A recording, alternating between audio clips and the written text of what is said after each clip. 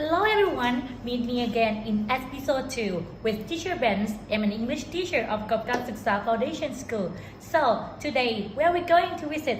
Let's go! Yeah, we are here. This is called the Great Wall of China. You can see how long it is of the journey. And what do you think? Would it take long period to construct? Let's listen to the history of it. The Great Wall of China is an ancient series of walls and fortifications totaling more than 13,000 miles in length, located in northern China, perhaps the most recognizable symbol of China, and its long and vivid history. The Great Wall was originally conceived by Emperor Qin Shi Huang in the 3rd century BC as a means of preventing incursion from barbarian nomads. The base known and base preserved section of the Great Wall was built in the 14th through 17th centuries AD. During the Ming Dynasty, thought the Great Wall never effectively prevented invaders from entering China. It came to function as a powerful symbol of Chinese civilization's enduring strength. Let's see the video of the Great Wall of China.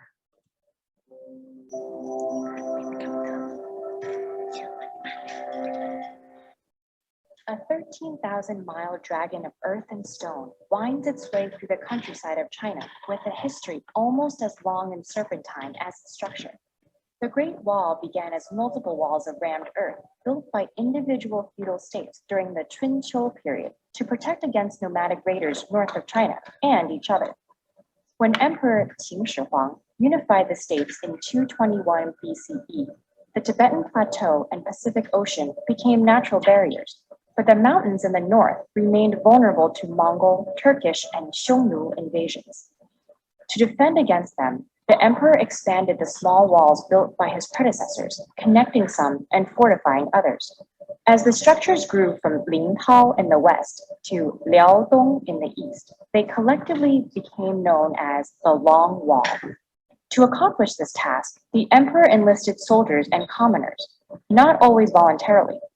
Of the hundreds of thousands of builders recorded during the Qin dynasty, many were forcibly conscripted peasants, and others were criminals serving out sentences.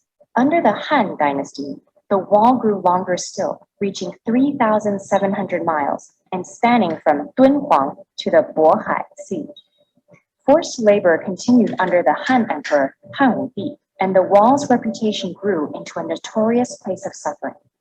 Homes and legends of the time told of laborers buried in nearby mass graves, or even within the wall itself. And while no human remains have been found inside, grave pits do indicate that many workers died from accidents, hunger, and exhaustion. The wall was formidable, but not invincible. Both Genghis and his son Kublai Khan managed to surmount the wall during the Mongol invasion of the 13th century. After the Ming dynasty gained control in 1368, they began to refortify and further consolidate the wall using bricks and stones from local kilns. Averaging 23 feet high and 21 feet wide, the wall's 5,500 miles were punctuated by watchtowers. When raiders were sighted, fire and smoke signals traveled between towers until reinforcements arrived. Small openings along the wall let archers fire on invaders, while larger ones were used to drop stones and more.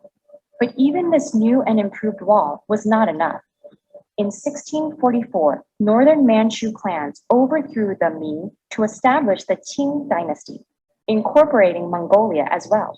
Thus, for the second time, China was ruled by the very people the wall had tried to keep out. With the empire's borders now extending beyond the Great Wall, the fortifications lost their purpose.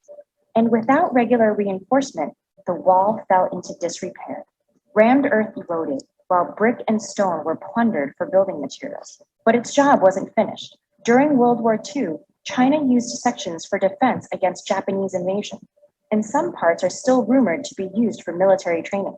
But the wall's main purpose today is cultural. As one of the largest man-made structures on Earth, it was granted UNESCO World Heritage status in 1987.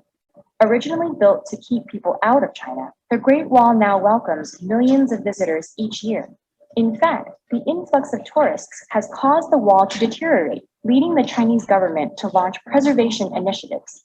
It's also often acclaimed as the only man made structure visible from space. Unfortunately, that's not at all true. In low Earth orbit, all sorts of structures like bridges, highways, and airports are visible, and the Great Wall is only barely discernible. From the moon, it doesn't stand a chance.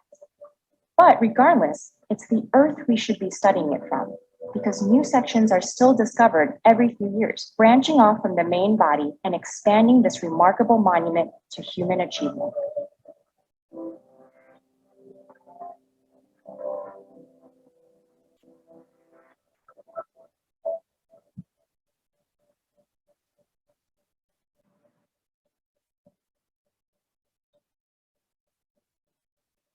Thank you everyone for your attention. So I hope that you may know something about the Great Wall of China.